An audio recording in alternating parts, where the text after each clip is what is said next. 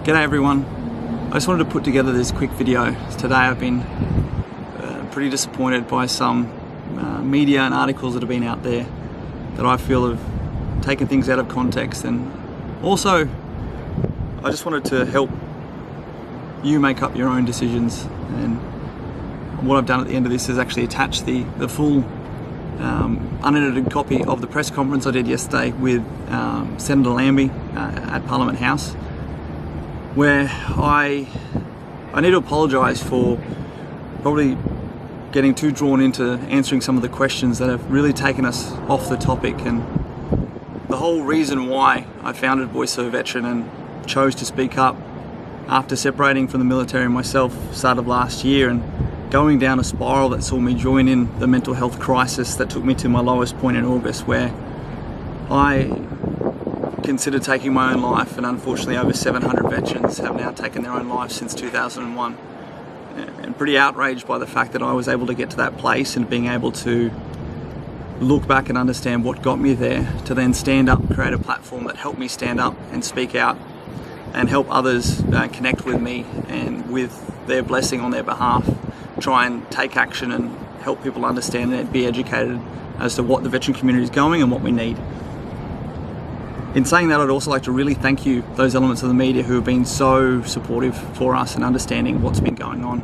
I mean, in particular, the Daily Telegraph launched their Save Our Heroes campaign, calling for a Royal Commission. And yesterday you would have heard me call for that Royal Commission. And again, at the end of this video, I've left that unedited full press conference for you to view.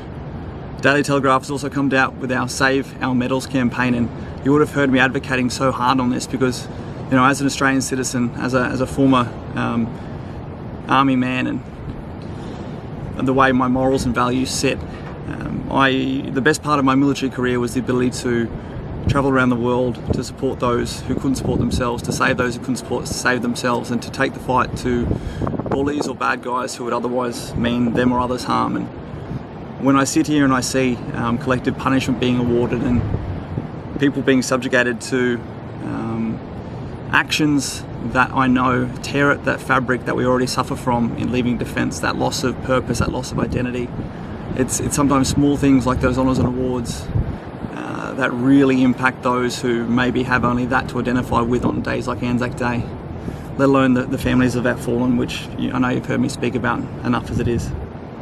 I need to say up front, you'll hear it again in the press conference after this, that I didn't see or hear any of the alleged offences in the Brereton report.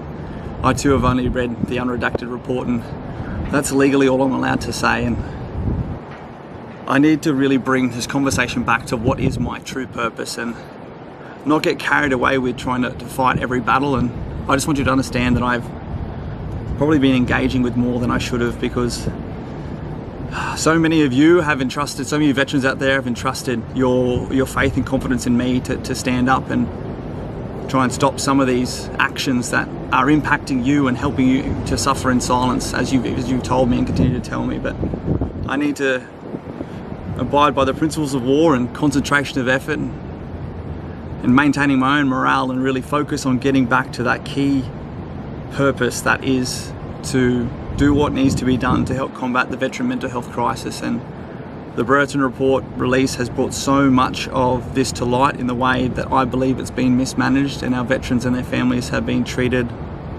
if only even being not considered by some of the actions.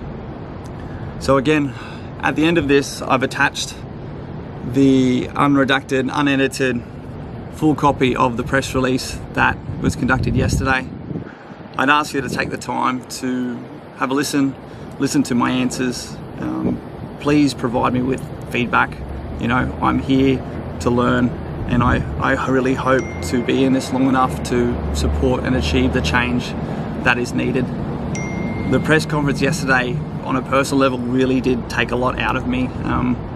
We can ask Senator Lambie and Glenn afterwards. I never really appreciated how much emotional energy that took, and my passion coming across was more so passion trying to defend, even for myself, a time in my career that was the very best. I lost Scott over there, and I saw Australia's finest, our soldiers, our commandos, and those who support us inside the wire perform to their absolute best in situations where daily they were putting their own lives on the line to achieve what needed to be done. So I need to get back to that message, to not get drawn into all these conversations, and I would ask for your support in doing so. And tonight I fly out to Western Australia to unfortunately attend my grandfather's funeral in Geraldton. And Papa was 90 years old. He was a section commander on the Hook in Korea. He was the RSM of 8RR in Vietnam, and I went and saw him just a few months ago, and he was part of the reason why I actually decided to speak out on Voice of a Veteran, because he, when he got back from Vietnam and a little after that, got out and moved to Geraldton, got himself a professional fishing boat, and went out and, in his own words, tried to lose himself for the next decade, days and weeks at a time going out fishing. And he told me of his struggles through DVA and those of his mates, and just how much I needed to stand up for what I could and do what I could. And he was such an inspiration behind what I'm doing. So I'm going to go quiet just for the next few days, because I need it personally. I need a bit of a mental health break. I really thank you all for your support. I'm sorry if I let anyone down yesterday, getting drawn into some of those conversations. I really want to get it back on track, because too many veterans are suffering in silence. I would ask those of you who can and know my personal character to please help me out in standing up and defending myself, as I look to help and just simply do the best I can, and to help keep this conversation on track. And again, thank you to all those media outlets that have. Thank you to everyone who's there in support, all those messages. I'm here with Copper, so we're all good to go. But again, please watch the full press conference after this. Please give me your feedback. Email hello@voiceofveteran.org, or find me. Everyone else seems to be able to find me on the internet. And please let me know. And if you feel I've gone off topic, please let me know. I'm not in this for the politics. I would love nothing less than to fix this system, to stop the Department of Defence creating the situation where our men and women are leaving Defence and have a suicide rate more than a third higher than that within the general public, and have, even worse, not be able to perform to their full potential, the same potential that I remember took me to my absolute greatness in my personal capabilities, representing, serving and defending this country. So yeah, again, at the end of this, please have a look, read through, watch the full press conference, provide me your feedback, help me get back on message. Thank you so much for your support. Please again take this time, because I am simply so fortunate and honoured to be able to pass on the messages of so many thousands of veterans who are contacting me. Reach out to a veteran whenever something new comes on the news or wherever it is and you see it. Our community is hurting. 11 veterans in the last month have taken their own lives, and we need a Royal Commission into this. You will hear me come back if there are any other questions once I return from Papa's funeral and some time with my family in Western Australia, and I will be back on doing what needs to be done in order to achieve that. I don't know what that is, but I know I will find a way, and with your support I'll continue to do so. So thank you so much.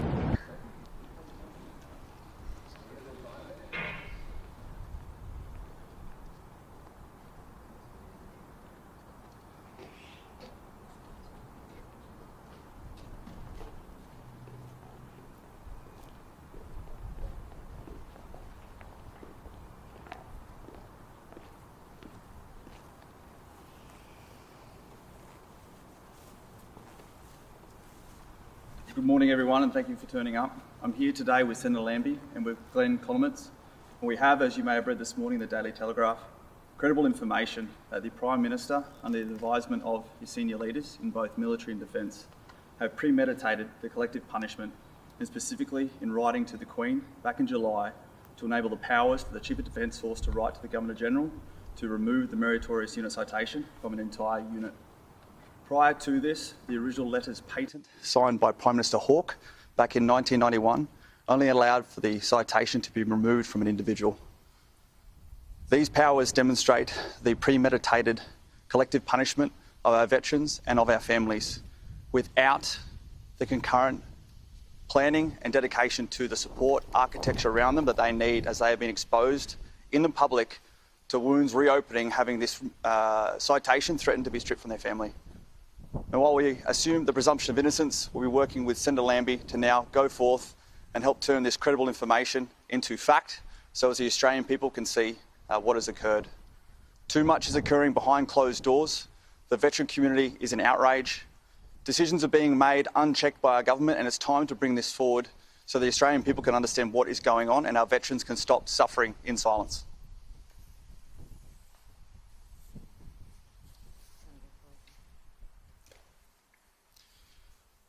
Thank you, Senator. These regulations were changed in the last, and changed in July this year, taking the ability to remove the citation from a very narrow area, so the ability to remove it from one individual, to give the government three options. Give the CDF and the Minister three options. Sweeping changes to these regulations, which took effect in July this year, some 4 months before the findings of the Brereton inquiry were handed down. These sweeping powers and these three options afforded CDF and Minda and the Minister now allow, as we know, allow for collective cancellation of the citation for everybody, which appears to be the path the CDF and indeed the government wish to pursue. The other options, and which we would say are certainly more equitable, include the ability to individually cancel the citation, or the ability to have a member forfeit the citation on conviction for a serious offence. Now, these decisions affect the rights of individuals to wear this citation.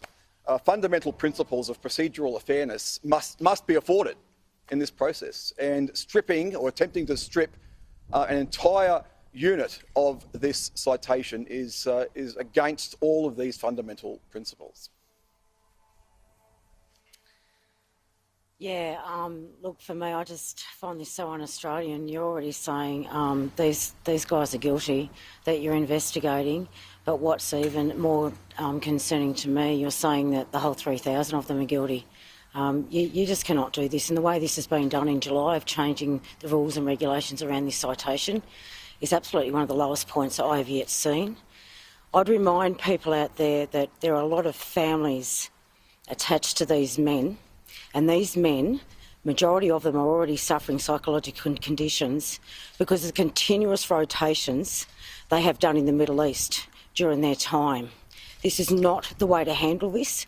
This is very bullyish of the CDF, the Minister of Defence and the Prime Minister. And quite frankly, if you gave us stuff about veteran suicide, you'd back it off. You'd back it off. Nobody has been proven guilty yet. And quite frankly, you're about 10 steps ahead.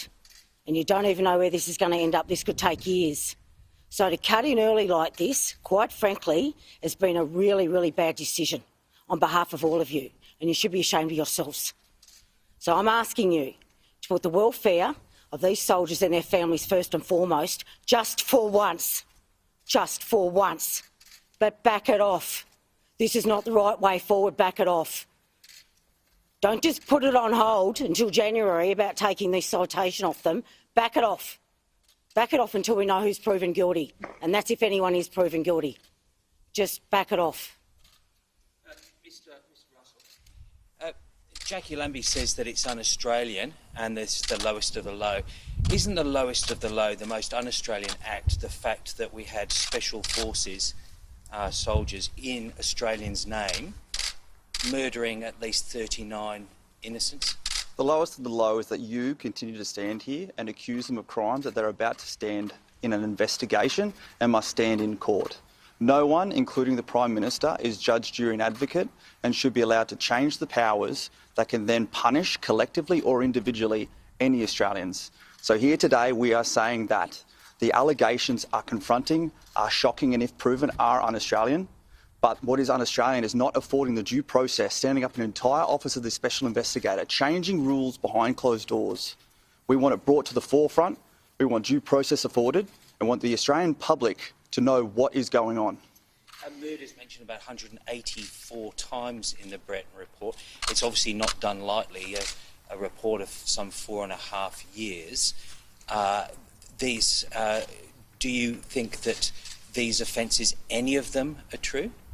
I think that these offences have to go to be proven true or otherwise by qualified legal people through the Office of the Special Investigator.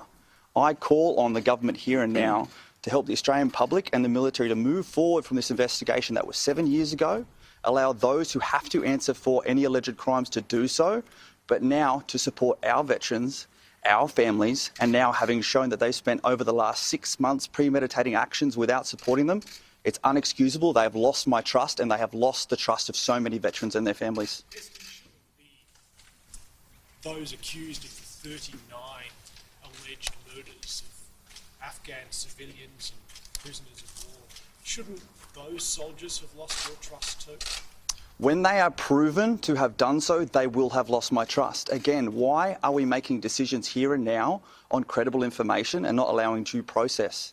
Can we please have these conversations when we actually have facts proven through the legal process and not opinions? I was there on the ground. I do not see these things. If any of you here were on the ground and saw them, please feel free to speak up. Otherwise, let's allow the process to do what it's been designed to do under our democratic system. But isn't it the case? Contained in the Brereton report then? Sorry, can you say that again? Do you believe what is contained in the Brereton report and what the Chief of Defence outlined about 3 weeks ago? I believe that these allegations are shocking and have to be now passed on to criminal investigation.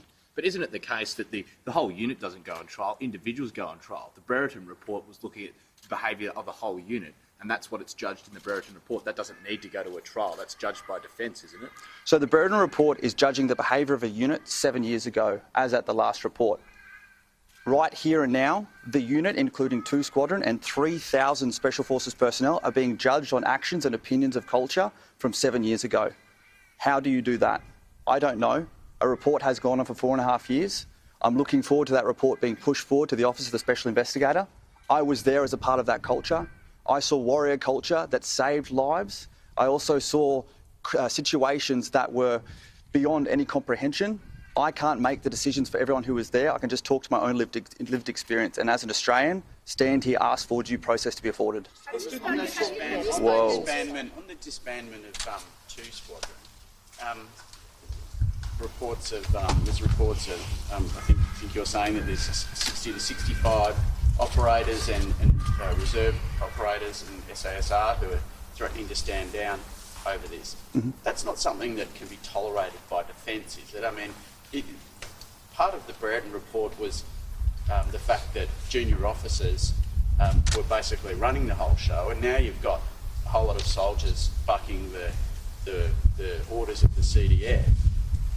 Do you think that defence is going to stand for this? So what you're seeing is soldiers and officers who have lost the trust of their senior commanders. We are talking about soldiers and officers who served in the unit during the 6-year period, during the Special Operations Task Group. 2 Squadron has been around since the 1960s. I'm getting calls from Vietnam veterans, Borneo veterans, Confrontasi and Iraq veterans. They are in outrage. 60% of the current unit never even deployed to Afghanistan, and they're all being collectively punished. They are being outraged by the values that are being demonstrated in collective punishment, in people being punished who weren't there, in people who served, fought under that insignia, to have it removed and stripped from an already volatile mental health crisis situation that we are currently in. They are putting in their discharge because they have lost trust that the government will have their back if they ask them to go overseas again and risk their lives. What about the trust of Australians in these 60 to 65 SASR people? I mean, how can we trust them to follow orders now? Well, all that I know, with over the 70,000 Australians who joined our petition for this citation alone, and the 100,000 more who are contacting and emailing us, that they have the trust of the Australian people, and the Australians have the trust of our government to allow them to be afforded the due process and to be proven guilty. They are innocent until proven guilty. Have you spoken to any of the accused? If so, and Jackie as well, what's their mental health like at the moment? What are they telling you? And also, you said that those soldiers have lost the trust in the leadership. What does that mean for the Chief of the Defence Force, and is his position tenable right now? I'll answer the second half, then I'll pass over to Senator Lambie. So I have lost trust in the Chief of Defence Force and the Chief of Army. behind closed doors and being informed by the defence public, I am hearing what is going on. I am hearing of soldiers receiving disciplinary and administrative action for commenting and liking Facebook posts expressing their opinion, directives being pushed down through the defence force preventing any defence person from speaking out, actions being taken against associations who are stepping up to support their members who are suffering the mental health scars of some of these decisions being made, and a lack of care being afforded to any past serving veterans and their families through decisions that have now been premeditated. I have lost their faith. Many other veterans have. They would be here speaking up if they could, but they cannot. That's where we're at. Heston, what was your own experience with the Brereton inquiry? How many times did you speak to the Justice, and what did you tell him? I would like to state publicly here that I'm not one of the accused. Over the last week, I've received some attacks in the media claiming that I was potentially one of the accused people and are stepping up here in order to cover myself. I'm not. And I deployed over there and I lost soldiers over there and I saw exactly what the war was like over there. Sorry, could you ask the question again? How many times did you speak to Justice Brereton? I was called before Justice Brereton twice. The day before I discharged from the military and then 4 months after I discharged. So you weren't one of the 19, but did you receive a PAP? No, I did not. So there were over 400 people called before to provide evidence and I was one of those people. Were any adverse findings made against you, to your knowledge? I have not received any form of PAP or any form of follow-on. No, I have not been required to answer any subsequent questions. What was the incident that you were being investigated or asked about? Well, it wasn't the incident that the ABC reported a Marine hurting a pop. I was being asked to go through every single one of the 67 missions that my platoon flew in the 5 months that we were in Afghanistan. Were there particular incidents you were interviewed over? There were, but if I tell you what they are, I stand to be tried in contempt of the directives I've been provided and the gag order I've been provided, but be able to represent myself. From your experience, do you think Justice Brereton did a fair job? Was he thorough? I think Justice Brereton did the best with what he have. I think, unfortunately, the mess the Australian public is seeing here and now is what has occurred when our government leadership and the military leadership have tried to use this report to help summarise over a decade worth of deployments in Afghanistan. These topics of culture, these topics of were we employed in the right way, these topics of how people were rotated over there too many times, the insurgents we faced, the leadership issues we had over there are all coming to the forefront. And unfortunately, it's being done in such a messy way. But all I want to do is help segment out these conversations. Those who stand accused and now have to be afforded the presumption of innocence before they are tried in the legal process need to be afforded to do so. In the meantime, there are 3,000 veterans and their families, including the families of 20 fallen, who are having to relive their deployments, relive the loss of their loved ones, relive those heat of the moment battle situations that has led us to a current crisis in the mental health of our veteran community where the last month, 11 veterans have committed suicide. Since 2001, over 700 veterans have committed suicide. When we deployed to Afghanistan, we were measured on our performance over there of how many enemy we killed.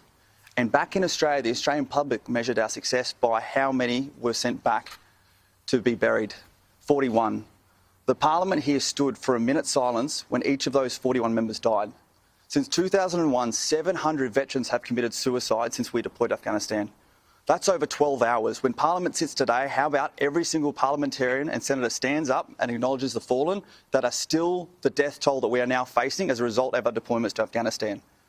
That have spiked since the Brereton report has gone live a month ago, that I'm receiving phone calls even this morning from the families of those who fell in battle and again are suffering at hearing that potentially there is credible information that our government made these decisions to make changes to this legislation over 5 months ago and still didn't afford them a phone call before they stepped up in front of the media to say they're going to take the award away from their dead loved one. You said heat of battle before. I think with the 39 alleged murders, every single one of them are not in heat of battle or fog of war scenario. Yeah. So what's your name? Andrew. Andrew, what is the heat of battle?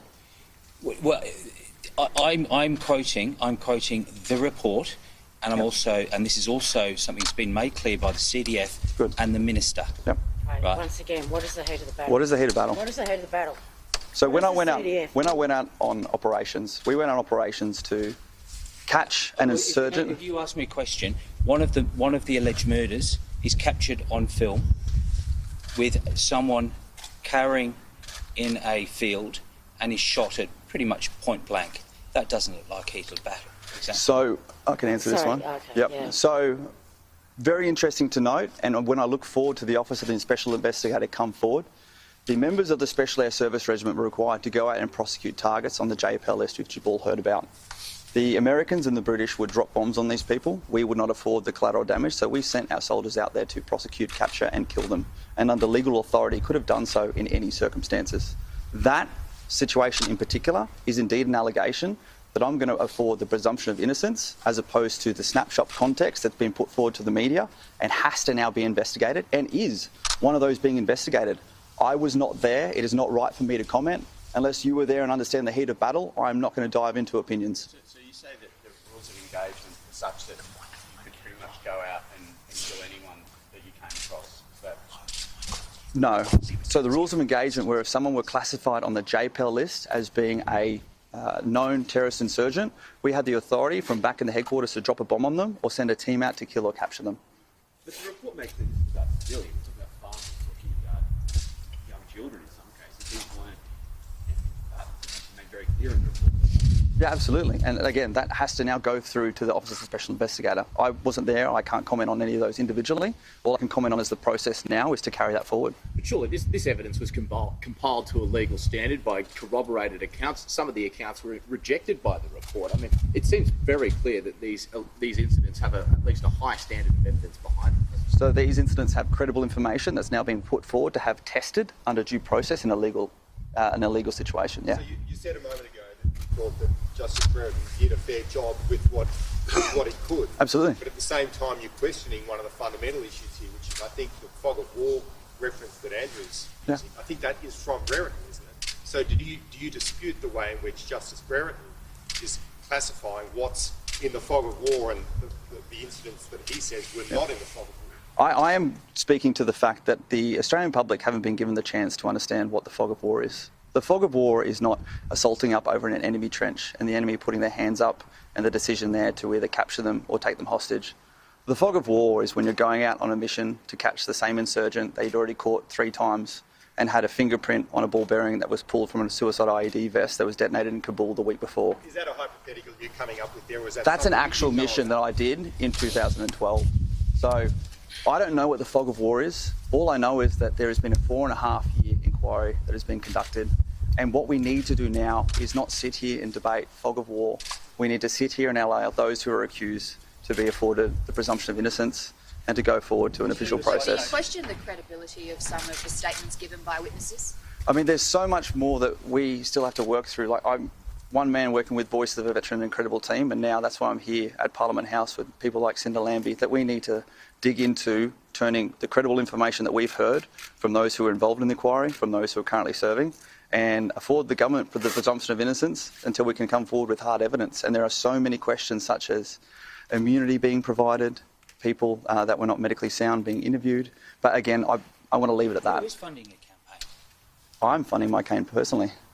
It must be expensive business though, going around almost full time now.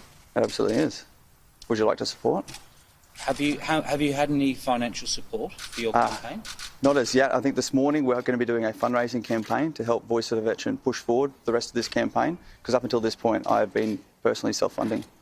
Jackie, can I just answer that? This is how it works with veterans. Once you've got their trust, you don't need to be running around everywhere. I'll be doing that over Christmas anyway, no doubt, because there's some that want to see me in person, but this is how it works. They'll send you those documents, they'll come forward, and they'll request to see you. That's how it works. That's how it's done. Okay, I've spent 8 years to build that trust up, whether it's under Veterans Affairs or whether it's those that are serving. That's where we're at. So just on the changes to the National Commissioner for Veterans, what's your views on that so far? The changes that I was already told at estimates, both from the Minister of Defence and from Liz Cousins, that those things already existed in with the Interim Commissioner and with those terms of reference. What is this crap today? What is this absolute crap today? I'm telling you once again, veterans are already hurting out there and still you are slapping them across the face. Why is it that these guys are prepared to put their lives on their line, but we're not good enough to have a Royal Commission in this country? You can go and run one on John Secker and the CFMEU. You can go and do some, and with all due respect to those people who lost their lives in pink bats, you're looking at 700 lives here, guys. 700. We've had over 100 Royal Commissions in this country. Why can't veterans get to the bottom of this and have a Royal Commission? The other thing is with this Royal Commission, what you're seeing come out of the command and control, or lack of, right across the board, and I'm not just talking about in Western Australia, I'm talking about the Royal Australian Regiments, the boys in there now coming forward to me. There's stuff going on in the RAAF that's going to come out after Christmas. We've got some real problem with our leadership in the military. This is part of the reason those suicides are happening, not just under those under Veterans Affairs. We're now getting those that are now overtaking those who are serving day to day in uniform. That's where we're at today. To Squadron, what's your position on that? Do you support the disbandment? No, I don't support anything until anyone has been proven guilty. Like I said, this has been an investigation. Okay, we need to get to the bottom of it. This is not going to finish tomorrow. This is going to take years and years and years. And I can tell you now, if you've got any of those men standing that have been accused in 9 or 10 years, I'm not even sure how we're ever going to get to the bottom of this, because quite frankly, these are the most respected men in our forces. We know that as service members. I mean, if you've got Defence Command, the CDF, a massive investigation, stripping them of their very existence on the defence map, there's something has gone fundamentally wrong. Do you not at least concede that? What I won't concede is that nobody has been proven guilty yet. And what I won't concede is you won't take 3,000 men down with them. I will not concede that. I just won't concede that. A unit service can be considered to be meritorious if it's marred by one or more war crimes. Yeah, please do. So can we please highlight that while the meritorious unit citation was awarded to Task Force 66, there were 17 individual Special Operations Task Group rotations during that time. So let alone going on a case-by-case as to the individual rotations. So a rotation is an entire unit. So 17 different commanding officers, 17 different SAS elements, 17 different commando elements, 17 different engineer elements. Some of those years weren't even listed within the Brereton report.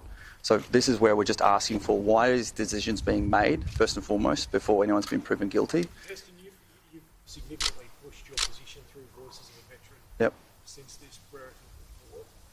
Are these issues difficult for you to talk about, particularly the fight? This whole situation has been very personal because from the first allegations from the ABC about this Marine that herded pop that came out on the 21st of October, which was the 8th anniversary of the death of Corporal Smith, through to what is going on now, being outreached by veterans from Vietnam who were in 2 Squadron right back in the day, to when my grandfather, who just died last week as a Vietnam veteran, knew and have been petitioning and lobbying on his behalf as well. Can I ask you about, if I was talking about Yep. just while you're here, what are your thoughts? So I actually came out quite firmly in support of the National Commissioner for Suicide, investigating veteran suicide and suicide prevention just the other month.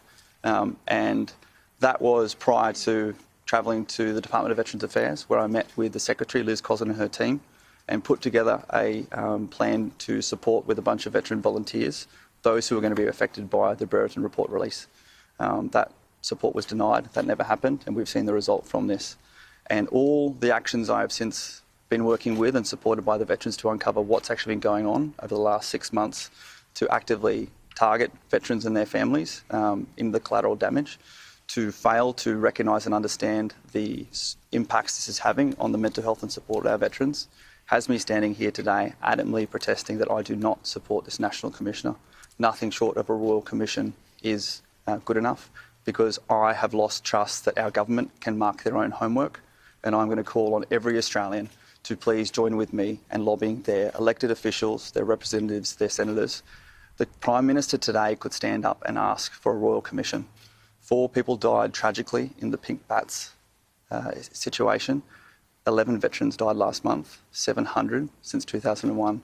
You will send us overseas to fight your battles, and we do willingly and would volunteer tomorrow to do so. Prime Minister, please stand up and support us when we need it now. Are you meeting any, on something that you were saying? Are you meeting any ministers or MPs while you're in Canberra? I plan to go and speak to every single member of Parliament that I need to gather enough support to ask the Prime Minister to call for a Royal Commission.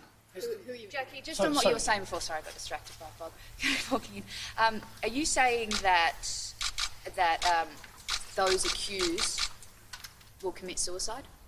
What I'm saying is I'm terribly worried about the welfare, not only those accused, but also the witnesses that have come forward that may have made statements against their mates. This is pretty messy right now. They've got their own families. I have quite a few of those wives speaking to me through those men. That's been going on now for about 3 months, and I am terribly worried about their welfare, as we should all be. Like I said, if anybody... You know what? We're not denying that any of this happened. We're not certainly doing that. But they need to go through the right legal process.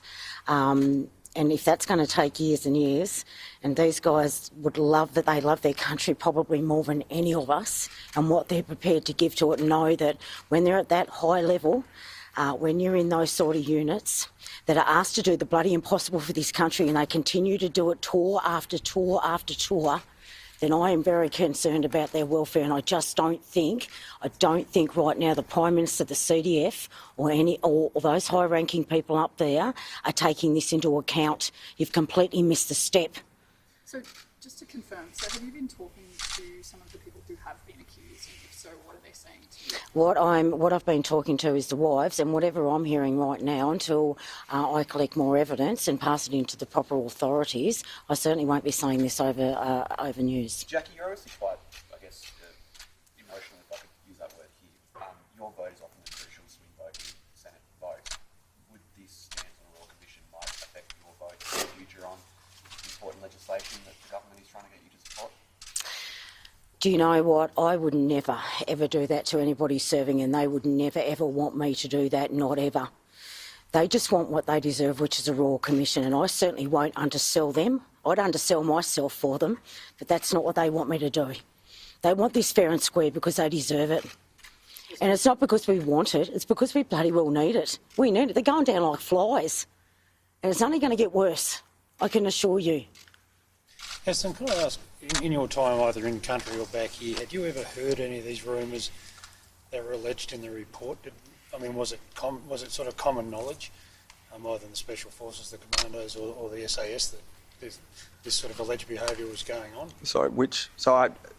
Any and all of the rumours from throwdowns through to blooding, questions I've answered before, and no, I have not heard of any of these.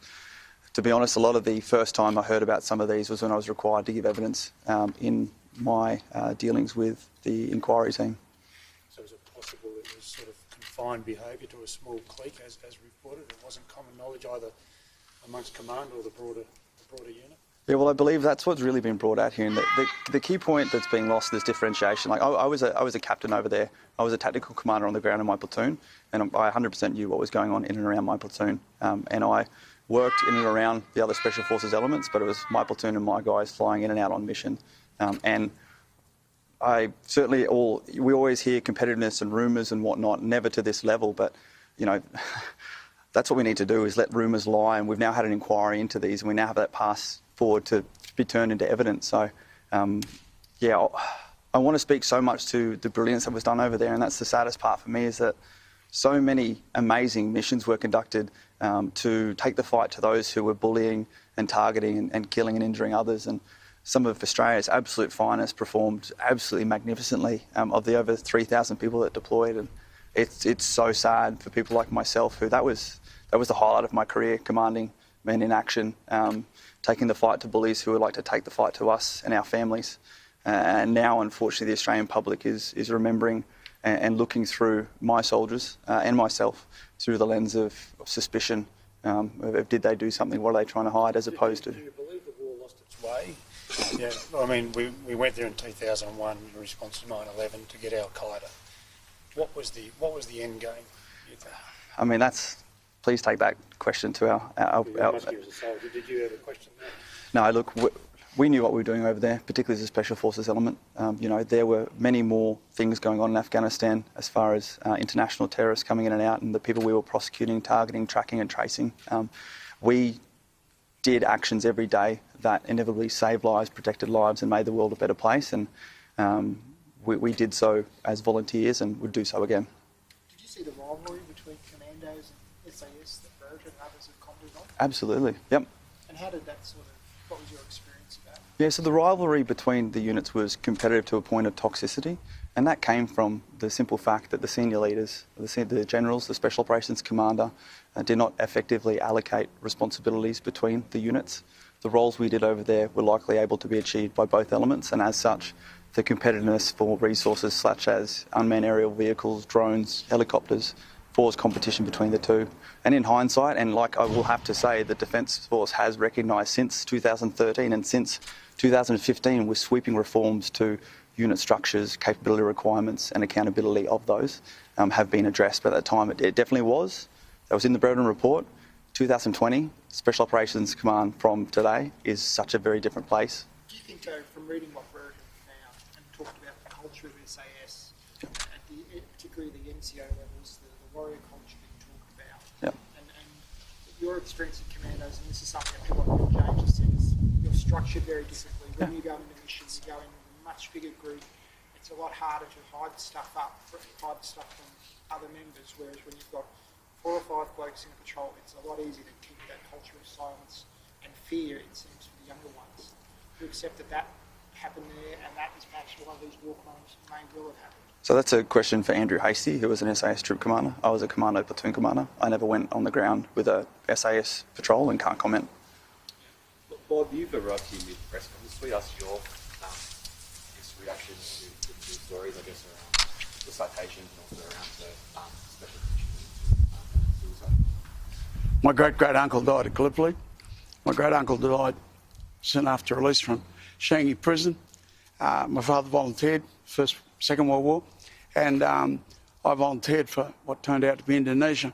And I was wearing a uniform for 8 years on and off, but we're on a war footing. We're on a 24-hour call-up to go over. We're not like normal militia now. So I identify very strongly with these people, very, very strongly indeed. And I cannot begin to tell you my suppressed rage and feelings about this. You're asked by your country to go over and do a job, right? And look, I never thought about the rights and wrongs of the Indonesian thing. My government said I had to go, and even though I'm from a political family, your government says you have to go, you have to go. It's not a matter of flag-waving patriotism or anything of that nature. It's just that, if your government says you have to go, right or wrong, you have to go. Now, when those men go there and risk their lives to be subject to what they are being subject to here is unbelievable for me. I could not get to a camera fast enough to call for the sacking. I said, no, I don't want him to resign. I want him sacked. He said he wanted women in the front line because he wanted to increase the intelligence level of his troops.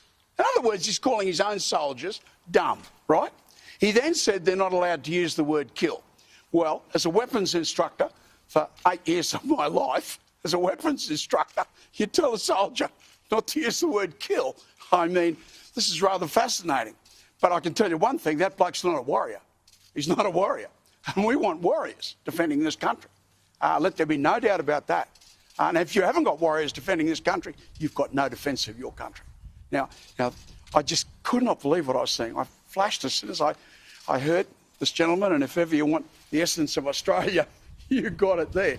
And if you think that the people are behind the government in this, you are badly mistaken. The people are behind him. And I would say 90% of the people of Australia are behind him. And they will get more aggressively behind him as this goes on, if it continues. But to cast dispersions of a general nature, he said the citation should be removed. Or hinted that it should be. He's denigrating the entire service. The entire service. And he just lumps them all together. Now, any of us that have played serious rugby league, as I have, or any of us that have been in the army on a 24-hour call-up to go into combat, if you're the boss, I was a platoon commander, if you're the boss, then anything that goes wrong in that platoon is my fault. If I'm the captain of the football team, as I was on occasions, if it goes wrong, it's my fault. not their fault, right? And a commander that blames his troops, he is not a commander's bootlace, and he should be removed. Now, I don't want him to resign. I want him sacked. And if the government doesn't sack him, then let them ride the tiger of the anger of the Australian people. Those 1 million and 2 million people that turn out on Anzac Day, what do you think they think? They think this bloke is what Australia should be about. That's what they think. What would they think of the war crimes in Afghanistan? Look, you know, war is a war crime by definition. I had uncles that served at Millen Bay, right? And I will never ever tell the stories of those things that occurred. I mean, this is warfare. You don't judge warfare by your normal standards. Now, that does not mean that there are not some outrageous things that need to be addressed. But to blanket everyone under the doings, if there was any doings, of one or two people, it's just, I cannot believe it. And God bless Jackie Lambie and our great hero over here. Never seen such courage in a public arena before. And I'm sure exemplified such courage in the field as well. Thanks, everyone. Later on.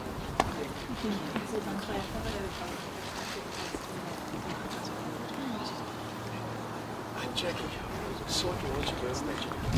To deal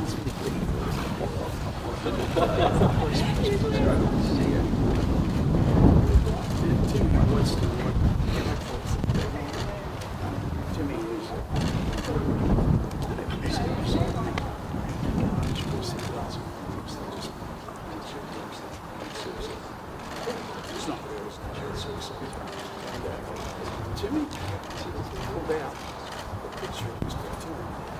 They named 7 officers, 5 that had died in 7 minutes. And he said,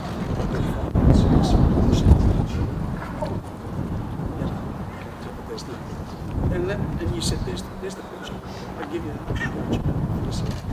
Just